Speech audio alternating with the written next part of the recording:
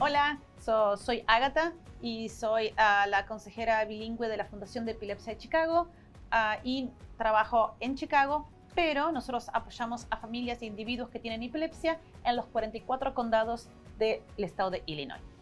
Mi nombre es Bárbara Martínez, soy la gerente de los programas de finanzas de la organización de Heartland Alliance. Heartland Alliance es una organización sin fines de lucros en Chicago que se dedica a tratar de erradicar la pobreza en todo el mundo, pero especialmente aquí en Chicago.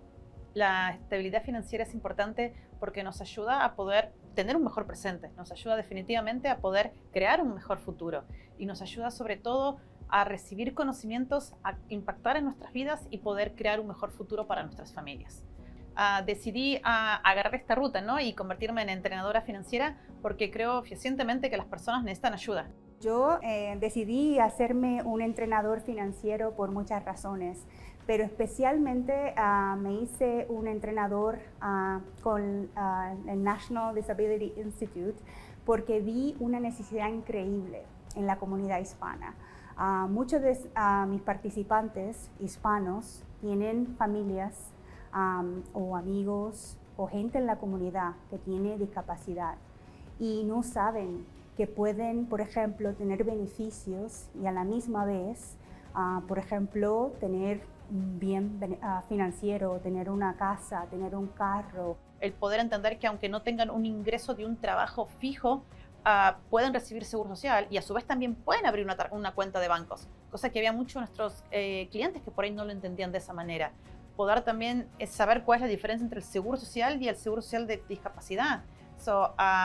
Creo que esos pequeños detalles hacen una diferencia y creo que teníamos esta desconexión por desconocer estos conceptos. Y creo que a través de estos entrenamientos y de estos talleres que ofrecemos nos ayudan a poder conceptualizar mejor y a darle las herramientas a nuestras familias. El tema de finanzas es bien difícil porque es bien complejo. Muchas personas sienten que van a ser juzgados por las decisiones que han tomado antes.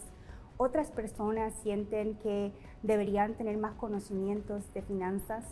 Hay muchas de las culturas latinoamericanas que no es adecuado hablar de finanzas entre familias, pero también entre la gente de la comunidad. Entonces, todas esas cosas juntas hacen bien difícil que la gente se sienta libre de hablar de finanzas.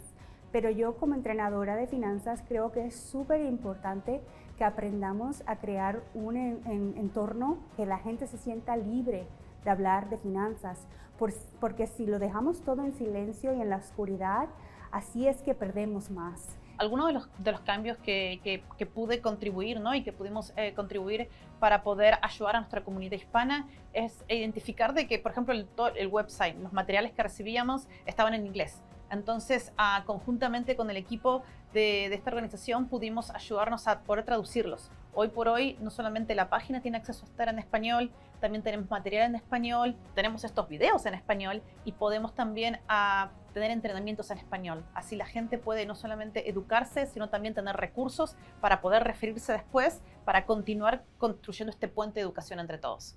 Una de las historias más favoritas que yo tengo es uno de mis participantes. Era un participante sordo-mudo que no había trabajado por 12 años y empezamos a tener conversaciones y a trabajar juntos en presupuestos, pero él siempre quería trabajar. Hizo muchas entrevistas de trabajo, lo mandamos a muchos sitios que lo ayudaron con el resumen, que lo ayudaron a ir a ferias de empleo. Y finalmente consiguió un trabajo y lo que a mí me gustó, que nunca voy a olvidar, fue cuando recibió su primer salario. Después de 12 años que no había trabajado, no lo llevó al banco a depositarlo, me lo trajo a mí a la oficina para que yo lo viera, no para dármelo, sino para decirme que lo había logrado. Era como un diploma, como que estaba bien orgulloso, como si hubiese ido a la universidad. Estaba bien orgullosa de ese momento. Definitivamente creo que los individuos que tienen alguna discapacidad, las familias que están con ellos también, definitivamente pueden tener una buena calidad de vida financiera, pueden trabajar, pueden educarse, pueden comprar su propio auto, obviamente no va a ser fácil, pero sí pueden llegar. Creo que la vida no es fácil para nadie, pero creo que todos pueden con esmero, con trabajo, con atendiendo esos entrenamientos. Hay recursos afuera, hay opciones afuera, es cuestión de buscarlos, es cuestión de encontrarlos, no hay límites.